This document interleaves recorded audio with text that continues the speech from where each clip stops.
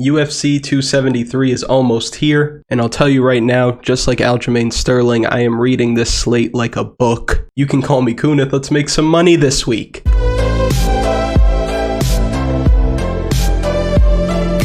If you haven't already, go back and watch the video from earlier in the week. It is linked in the description, and that's where we go over the slate fighter by fighter, salary by salary, and we talk about spots that we like and spots that we don't like. Now for this final picks video, we're going to be focusing on strategy, lineup construction. I'm going to build some lineups for you later in the video, so make sure you watch until the end, and we're going to talk about what we need to do to be successful this week. Now on the UFC's off week last week, we had a lot of cancellations and replacements and changes to the card, but since our video early in the week, the card has held up really well. We still have 14 fights to work with. So since there are no big changes to the card, I'm going to go right into the value plays. These are plays at 8,000 and below. Some of them you're really going to need in your lineup. But my first play below 8,000 that I want to go over with you is Madsen. He's got a tough matchup this week against Vinc Pichel, but he could end up winning and posting a solid Draftkings score in the process. Vinc Pichel's biggest weakness is by far his defensive wrestling. He has only a 25% takedown defense, and we've seen him out-grapple in UFC fights before. And Madsen is an Olympic silver medalist wrestler, and we've seen him take on very strong competition and look good against them, specifically Austin Hubbard. Hubbard has a 63% takedown defense, and Madsen was able to ground him 8 times in their fight and rack up, as you can see there, over 8 minutes of control time. So the biggest weakness in Pichel's game is the biggest strength in Madsen's game. And like we talked about earlier in the week, I know that there's a lot being made of Madsen's cardio and it not being good. And there have been instances where we've seen him get a little bit tired toward the end of the fight, slow down a little bit toward the end of the fight, but that's never lost him a fight. And I'm not going to use that as a reason to bet against him until it does. And what's worth mentioning here against Clay Guida, I know this shows 100 strikes. It's so weird because when you look at it on DraftKings, it shows 101 total strikes, but when you look on the UFC's website, it's over 200 strikes thrown over the 15 minutes. I don't know why there's such a disconnect between the two, but Madsen was throwing a lot more strikes than what this would suggest. And not only did he throw over 200 strikes, but nearly half of those were coming in the third round. So that's something that really stood out to me. I think he didn't take Clay Guida down just because he knew that Clay Guida is a cardio monster and that might sap his own gas tank. But over 200 strikes and 82 of them coming in the third round, we've never seen anything like that from Vinc Pichel, who's supposed to be the junkyard dog. He's supposed to be the guy that's going to push the pace and win minutes late. Most of the time, Vinc Pichel doesn't even throw 82 strikes in the fight. So I don't want to overblow the potential gas tank issues of Madsen. I'm going to go with the much better wrestler against the guy who can't stop a takedown to save his life. Give me Madsen this week. I think that he's probably going to win the first 2 rounds, maybe drop the last round, but by then, he's already gotten the takedowns, he's already going to get the 30 points for the decision win, and at 7,800, he looks like really solid value, especially if he decides to wrestle. Now, if you watched the video earlier in the week, you know that I'm also pretty high on Josh Fremd making his UFC debut here against Anthony Hernandez, priced at only 7,500. Anthony Hernandez is a kill or be killed kind of guy. He's an opportunistic grappler, but he's a defensive liability on the feet, and most of his fights aren't going the distance. So that win condition automatically builds value into the price here for Josh Fremd. And not to mention, Anthony Hernandez is extremely weak to the body, and Josh Fremd throws heat. So if he has any success striking, I think this is going to be a very short night for Hernandez. And at this price, with the knockout, it puts him on the optimal lineup, no question about it. And also, one thing that I feel like is being overlooked is Josh Fremd is going to be coming in at 6'4", very tall for the division. He's fighting out of Factory X Muay Thai. You're also going to see Vinc Pichel fighting out of there. We saw Chris Gutierrez fight out of there recently, so decent camp. I think this is a guy who belongs in the UFC, and I think he's a guy that's going to give us a lot of fun fights for the next couple of years. So I really like him at this price, and I like him to get the finish as well. The under 1.5 rounds right now is -150, so I expect violence in this one. Our next value play is down here at 7,400. Mickey Gall is fighting Mike Malott, and I think this is a spot where the line is just off. Like we talked about in the video earlier in the week, I don't get how Mickey Gall is the underdog in this spot. Mike Malott is extremely untested. He's fought for less than 3 whole minutes over the last 6+ years, and the competition that he's faced hasn't been very good. And he's only made it out of the first round once in a fight where he gassed out hard, and ultimately that fight was called a draw. As for Mickey Gall, he has 11 pro fights, and this is something that you're always going to like about Mickey Gall. Although he has 11 pro fights, 10 of them have been in the UFC. So he's really learning on the job at the highest level. Now, I know that the likes of CM Punk and Sage Northcutt a few years ago isn't exactly the highest level, but in recent years, he has fought better competition, most recently Alex Morono. And realistically, if Alex Morono was matched up with Mike Malott for his debut, Morono would probably be a -350, -400 favorite. And what's crazy to me is that despite the experience difference, Mickey Gall is still going to be the slightly younger fighter in this matchup. Plus, he's training out of one of the best gyms in the game right now at Sanford MMA. So, you know he's getting work in with some demons throughout the week. And I think that's going to serve him very well in this matchup this week. I think physically he has all the tools to get it done. I think technique-wise, Malott may be a little bit sharper, but ultimately, I have to give the edge in cardio and obviously the edge in experience to Mickey Gall, and I expect those to be the biggest difference makers in this fight. And I'm really hoping that we just see Mike Malott crumble under the moment and Mickey Gall gets back on track. And the last thing that I'll say about this fight is, as you can see here by his record, Mickey Gall's a one-up, one-down kind of guy for the last few years. So if history repeats itself as any indication, then he's due a win, and I think he gets one in this spot. So Mickey Gall, 7,400. He looks like really good value, and I think he has multiple paths to victory here. Normally, he's a submission or bust kind of guy, but I think that he has some underrated striking. I think he can really crack on the feet, and I don't think Mike Malott is going to be responding to getting hit all that well, especially in rounds 2 and 3 when he might gas out. And next at 7,300 is actually a fighter that I was not on earlier in the week. I decided to go with Raquel Pennington by decision earlier in the week, but the more that I look at this fight, I just think that we have the better fighter here at 7,300. When you look at Aspen Ladd's losses, she got caught by a perfect punch from GDR a few years ago that ended the fight in the first round, and then she loses to Norma Dumont most recently, but Norma Dumont is gigantic. I just think it's clear that she packs a much bigger punch than Raquel Pennington does. She might be able to get Raquel Pennington down to the ground, and she has solid experience, so I don't think that she's completely outgunned here, and at this price, I think she makes a lot of sense. I actually do expect her to be one of the more popular underdogs I see a lot of people getting here, but I think it's for good reason. I think matchup-wise, you could take a shot here at 7,300 and feel good about it. And then my last value play here at 7,200 is Daniel Santos. He's going to be making his UFC debut against Julio Arce, and Santos looks like a sneaky good play this week. Now, I'll be honest, I'm not all that high on Julio Arce as it is, and Santos does bring a strong, aggressive pace, so I could see why I'm getting here so easily. We saw Julio Arce rocked and dropped by Song Yadong, and I think we see something similar in this fight. Normally, a veteran like Julio Arce would be a good play in this matchup, but I think the diversity of attack coming from Santos is really going to give him trouble. Santos is excellent at different spinning techniques. He likes to dive into the pocket and wing big hooks, and I think these weird, uncommon types of strikes are going to be hard for somebody like Arce to handle, and I really expect him to struggle in this spot. And of course, at 7,200, Santos is a very good option to save some salary, and he allows you to afford some of the more expensive guys as well. Now, I don't know if you have to get here. Obviously, guy making his debut against somebody like Julio Arce, who is a smart striker, and we've seen him have success here at the highest level.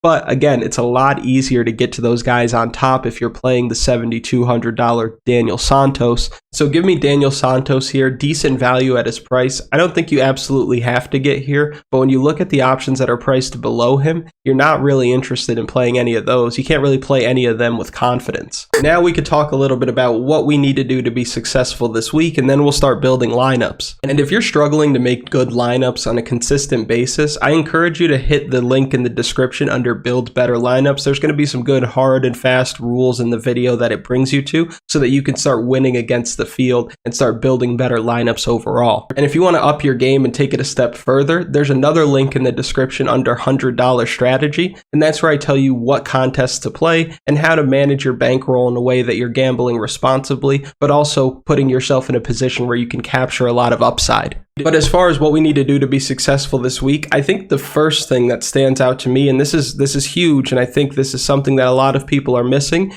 is how to use the big four. And what I mean when I say the big four is when you come up here to the top of the slate, you've got Volkanovski, you've got Chimaev, you've got Jan, and you've got Ian Garry. I think the mistake that a lot of people are making right now is that they're looking at this as the big three. How do I play 2 out of 3 of these guys? How do I get a piece of this action up here? But to me, it's really the big 4, because Garry, I expect him to play a huge role on DraftKings this week, and I'll tell you why. Volkanovski and Jan are both dominant fighters with 5 rounds to work, so the scoring ceiling is obviously very high for them, and that's what makes them attractive options this week. And obviously, Chimaev is averaging over 122 DraftKings points, and everybody's going to be looking to play him, hoping to capture that upside, which is totally possible. But these 3 up top all have the same 2 things in common. First, are tough matchups, and 2, rostering them is going to hold down Garry's ownership. And then when we look at Garry at 9,200, he easily has the best matchup of the fighters up in this price range. He's going to have a 4-inch height advantage and a 2-inch reach advantage against Darian Weeks in this spot. And Garry is a finisher who really knows how to put his punches and kicks together, and he's getting better at a rapid rate, coming to the US to train at Sanford MMA at only 24 years old. The sky's the limit for young Garry. I think he goes criminally under-owned this week, and if he picks up a knockout in the first round, he'll be just as valuable, if not more so, than the guys priced above him. And remember, MMA DFS is all about getting different. You don't need to be a slave to the chalk, and I think this week a lot of people are going to get burned trying their hardest to play those guys up top, and they're going to miss out on guys like Garry right below who could easily score over 100 points. Another way you can get different and be successful this week is not rostering Chimaev up here at 9,400. Now, I know obviously he's the guy that everybody wants to play, he's the guy that everybody wants to see, but at the same time, you're looking at a situation where he's going to be 55, 60% owned in most of your contests, and it's really not worth it. Yes, he might score 120 points, but you can find other high scorers elsewhere on the slate at much, much lower ownership and help you get different elsewhere. So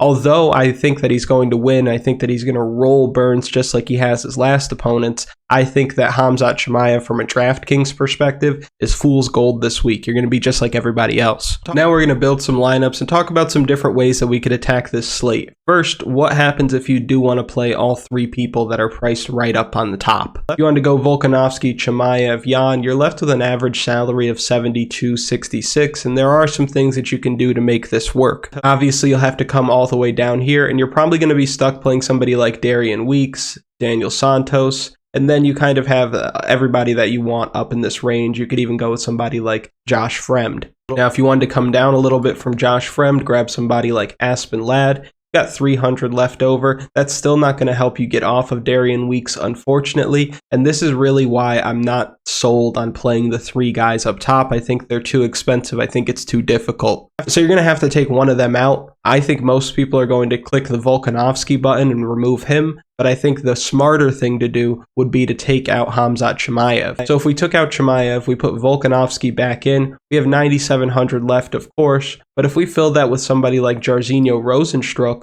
who's got high finishing upside and could score you a lot of points, now you've got 1,100 left on the table, and that can help you make sense of these people right here, the Darian Weeks, Daniel Santos, Aspen Ladd. You can play people that you're more comfortable with. So if I do remove them, let's see what we can do. Now, at this point, you still have 7,500 left over, which is a lot better than when we had Khamzat Chimaev in there in place of Rozenstruik. So if we want to come back down and grab somebody like Aspen Ladd, maybe Gall, now we've got 7,900 to work with. You can get back up to Madsen, who's going to have a grappling advantage and high scoring ceiling with his wrestling. So now you've left only 100 salary on the table. You have favorable matchup in Petr Yan, favorable matchup in Alexander Volkanovski, high finishing upside out of Jairzinho Rozenstruik, and then you need these 3 underdogs to hit. And let me tell you, if you're building lineups this week, you're probably seeing exactly that. You're going to need 3 underdogs in your lineup, 3 dogs that make sense. Now, what I think is a smarter thing to do than even that is to take somebody like Petr Yan, Garry, Rozenstruik, and then see what you can do from there. It's not a huge difference than what you had before, but it is a little bit more salary to work with. So now if you wanted to, you can come down to somebody like Josh Fremd, who you probably feel better about than most of the underdog options that we've already talked about. You can also get somebody like Gall, who I think really has a shot at taking the W this week. And then you can get up to somebody like Tecia Torres at 8,000. You've spent all the salary, but you don't have Volkanovski, you don't have Chimaev, and I think this is a great way for you to get different in your contest and still play matchups that you feel good about. Because when you look at this right here, yes, Gall is a little sus. Josh Fremd is making his debut. Tecia Torres, it should be better than Mackenzie Dern everywhere in this spot, and you feel really good about these guys up top. So this is a situation where you're mitigating how many big underdogs you need to play. This is really only 2 underdogs when you look at it. And also, you have a lot of high finishing upside that you can capture with this lineup. And if you wanted to come down a little bit from Tecia Torres, you could still grab somebody like Madsen. And this puts you in a position where you still could do some other things if you wanted to. So this, for me, would be a good way for you to attack this as well. If you wanted to go completely against the grain and try to get super different, then you're going to want to target this range here below Garry and above Rozenstruik. So you're looking at the Arces, the Penningtons, the Malotts, the Anthony Hernandez. By playing, say, Anthony Hernandez and Mike Malott, you're already super different. And then you can come down here. You could save some salary with somebody like Aspen, for example. You can also grab somebody like Daniel Santos, for example. Now you've got 9,000 to spend, and you can grab these guys up here, like, say, Khamzat if you wanted to, and then you could go back to Rozenstruik. So you have a situation where you're playing the chalky Chimaev, yes, but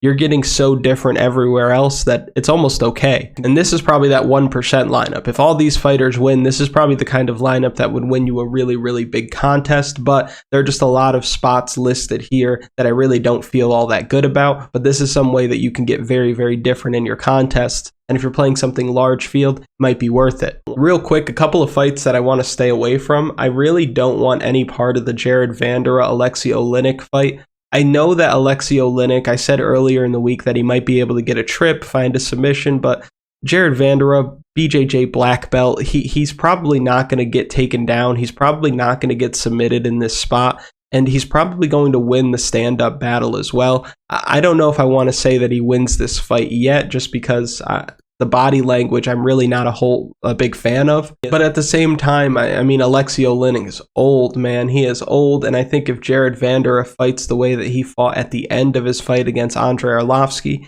he could actually pick up the win. So I'm changing my mind on that spot. I'm going to go with Vanderaa, but I don't know if he scores you all that many points, and I don't feel good about playing him, especially in a situation where he could end up having his back taken for the first round and a half and not score you that many points even if he does win a decision. I'm probably staying away from the Rodriguez-Kay Hansen fight as well. I don't like Kay Hansen. I don't think that she's going to win. If you were going to play one side of this, I would recommend that you play Pietro Rodriguez, but at the same time, low finishing upside in my opinion, and I don't think that this is the best spot to get to when you have guys priced up here that you're really going to need in your lineup. For cash games, if you wanted to stack one of the 5-round fights, I would recommend that you stack the fight with Zombie and Volkanovski, just because these guys are probably going to go to war. Both of them do like to secure takedowns, so I expect to see takedowns on both sides. So I think that that's probably the smarter way to go, as opposed to what I assume is probably going to be one-way traffic for Petr Yan in the co-main event. So if you did want to do that, I'll just put together what I think would make sense from a cash game perspective for you.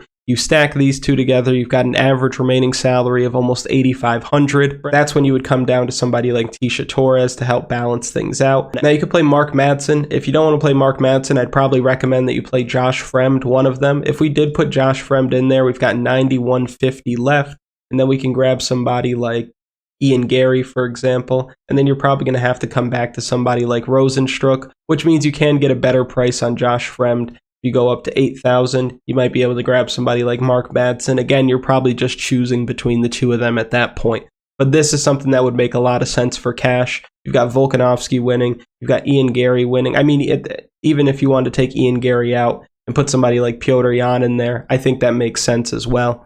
This is probably something that would win you most of your cash games. This is probably what I'm going to end up using for cash personally. And now I'll go over some parlays plus some props that I want to target this week. I think these are going to be the most likely outcomes in most of these fights, and I wanted to share this with you. I'll also put some of it on Twitter. Twitter is Kunith MMA. You'll find that in the description. Go ahead and follow me there. I'll tweet out maybe 3 parlays, 4 parlays Saturday morning. So I've got DraftKings Sportsbook here. We have all the fights here. One thing that I'm going to be doing is taking Jairzinho Rozenstruik at -150 because I love those odds. And then you can also just parlay them up with really anything. So what I would suggest is look at the Aleksei Oleinik Vanderaa fight. You can play both sides in different bets and still come out on top. look at this. We put Aleksei Oleinik in there. We're looking at plus 218. So a $100 bet, it's going to pay out 318 for you. And it's the same exact odds on the other side. So if you placed 100 here and then you took him out and you placed 100 here, and you're looking at a situation where you're going to make money either way so long as Jairzinho Rozenstruik wins. And again, at minus 150, I really like those odds and I like putting them in my parlays because of that. So you can go both ways, almost a little arbitrage on this one so that you can make money either way. You're just really hoping that Biggie Boy comes through, which I'm confident that he will. And if you're confident that he will as well, there's no point in not taking that bet there. Now, when you look at the fight with K. Hansen and Pietro Rodriguez, if you open it up, the over 2.5 at minus 195, I think makes a lot of sense. That's probably how I would target this fight. And I would say the same thing about the Aspen Ladd fight as well. Over 2.5 at minus 350. You parlay them together, you're at minus 106. And if you wanted to sweeten the deal a little bit, you could probably find another round prop that makes sense that you feel good about. For example, if you wanted to look for another round prop and you went to, say, the main event, and we're looking at here, we can find the fight lines. We can go down here to over 3.5 at minus 190. So now you're looking at a situation where this would pay out 2-1, and you expect these fights to go the distance. I know I do, so I think this makes a lot of sense for you as well. Anthony Hernandez, Josh Fremd. I think if Josh Fremd wins, it's going to be by way of knockout. So if we come down here, you could see Josh Fremd by knockout plays plus 250. You could take that by itself. Jairzinho Rozenstruik by knockout is plus 110, and that's pretty much the only way that he's going to win the fight, so it makes sense for you to take that if you are going to take this fight on its own. Tecia Torres by decision is plus 130, which again, if she wins, that's probably the only way that she wins as well. So if you want to sweeten the price that you get on Tecia Torres, I think that makes a lot of sense. And then if you want to go with the smesh bet and you want to grab Khamzat Chimaev, I think Chimaev by knockout at plus 120 is probably your best bet. I really don't think that he's about to submit Darian Burns in this spot, but I do think that when they're standing up, that he's really going to piece him up. And I think the power difference is going to be very, very clear right from the opening bell. So if you wanted to get a much better price on Chimaev, you could take him by knockout. Honestly, if you wanted to get any better price on Chimaev, you could take him by knockout or submission, because right now he's at minus 490. Obviously, you wouldn't play him by himself. You'd probably parlay him up with some of the other guys up top, but at the same time, you can get a much better price down here just by going with method of victory. Now, if you did parlay these guys up top, and you've probably been doing this as well, I'll show you what that would look like. You take Chimaev, take Volkanovski, and you take Jung, you're looking at minus 147, but you feel really, really good about these. And if you wanted to add somebody to sweeten the deal a little bit, I think you know where we're going by now. You can go back to Jairzinho Rozenstruik at minus 150, and now you've basically got 2-1 odds for what you would consider 3 locks, and you feel really good about Biggie Boy. And then if we wanted to go for the whole card, well, I'm thinking Daniel Santos, Pietro Rodriguez, Josh Fremd, I think Aleksei Oleinik, I'm liking Mickey Gall, Aspen Ladd, Biggie Boy, Garry, Mark Madsen, Tecia Torres, Khamzat Chimaev, Petr Yan, and then we're going to finish it off with Alex Volkanovski. Those are some odds right there. A $1 bet would net you almost $2,000, so it's worth taking. Honestly, if you wanted to go the other way on some of these, like for example, the Pichel, you wanted to go the other way with Aspen Ladd, you wanted to go the other way with Mickey Gall, with Aleksei Oleinik, you wanted to go the other way with Daniel Santos, you're still going to get good odds either way. So if you wanted to, you could take these 14 fights, make 14 fight parlays just like this, make 10 of them, and just put $1 on each of them, and I think that one of them will probably come through for you. Or you can just take this one, put $100 on it, and make some life-changing money if you wanted to. Anyway, those are my picks. Thank you so much for watching. I really do appreciate it. And I'll quickly go through this on Tapology for you because I know I normally do that, and that might be just a comfortable thing for you to see it that way. So I'll just I'll go there first. Okay, so we've got Volkanovski by decision, Petr Yan by decision, Khamzat Chimaev inside the distance, Tecia Torres by decision, Mark Madsen by decision, Garry inside the distance, Jairzinho Biggie Boy Rozenstruik by knockout, Aspen Ladd by decision, Mickey Gall, I think inside the distance, Aleksei Oleinik by decision, We've got Josh Fremd by knockout. We've got Pietro Rodriguez by decision. Daniel Santos by knockout. If you've made it to this point, thank you so much for watching. I really do appreciate it. Make sure you like the video, subscribe to the channel if you haven't, comment something down below for the algorithm. You know how the algorithm works, and I appreciate you stopping by. Thank you so much, and good luck this weekend.